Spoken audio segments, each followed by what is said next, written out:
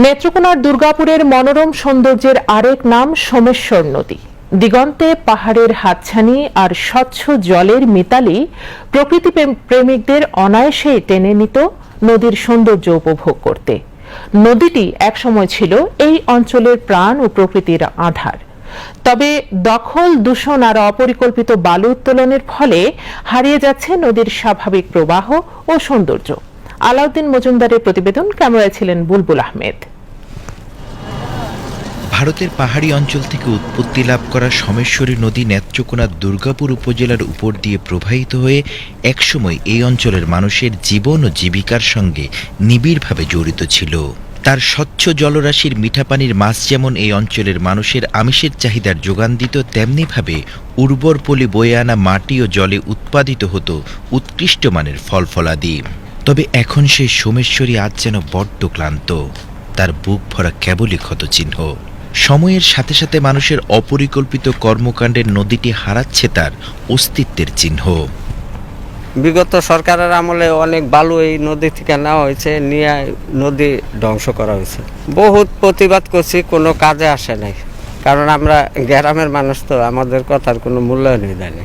এই নদী দীর্ঘদিন ধরে দখল ও অবৈধ বালু উত্তোলনের শিকার, যার ফলে নদীর স্বাভাবিক নাব্যতা নষ্ট হয়ে যাওয়ায় বর্ষা মৌসুমে নদী তার পানি ধারণ করতে পারে না, ফলে সামান্য বৃষ্টিতেই আশপাশের জনপদ প্লাবিত হয়। বিগত আমলে আপনার বালু উৎপাদন করে বালু নিয়ে এই নদীটারে ধ্বংস করা হয়েছে।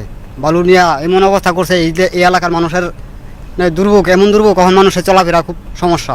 অন্যদিকে শুষ্ক মৌসুমে পানি না থাকায় নদীটি পরিণত হয় প্রায় মরা নদীতে। এর প্রভাব পড়ে কৃষি, জীববৈচিত্র্য ও মানুষের জীবিকায়। পরিকল্পিত ব্রিজ ও কালভারের অভাবে শিক্ষার্থীরা প্রতিদিন জীবনের ঝুঁকি নিয়ে নদী পারাপার হয়ে স্কুলে যেতে হয়। আমাদের এদিকে বর্ষাকালে পানি বেশি হয়, আর এদিকে গরমকাল আসলে পানি কমে যায়। আমাদের স্কুলে যেতে অনেক কষ্ট হয়।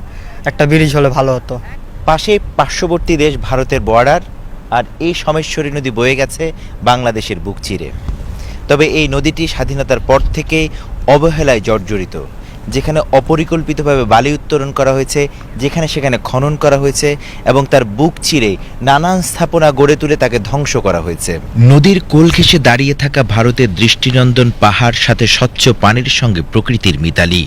পরিকল্পিত নদী ব্যবস্থা ও দখলমুক্ত করা গেলে সোমেশ্বরী নদীও হয়ে উঠতে পারত এই অঞ্চলের অর্থনৈতিক স্বচ্ছতার কেন্দ্রবিন্দু।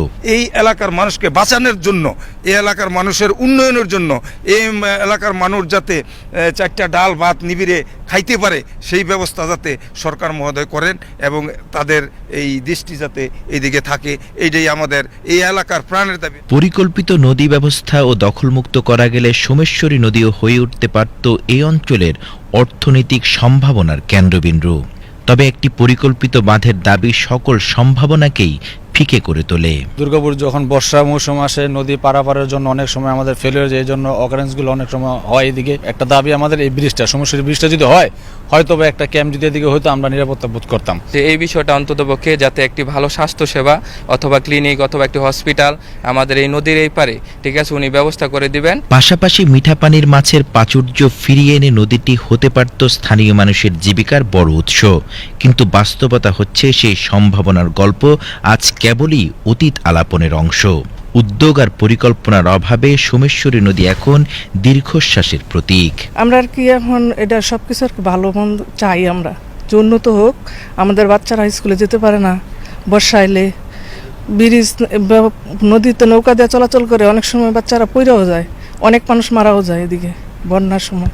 আমরা চাই আমাদের এদিকে বেড়িবাঁধ হোক। তবে একটি পরিকল্পিত নদী ব্যবস্থা ও দখলমুক্ত করা গেলে সোমেশ্বরী নদী ঘিরে গড়ে উঠতে পারে পর্যটন কেন্দ্র, বাড়তে পারে মিঠা পানির মাছের উৎস এবং বদলে যেতে পারে এই অঞ্চলের অর্থনৈতিক ব্যবস্থা।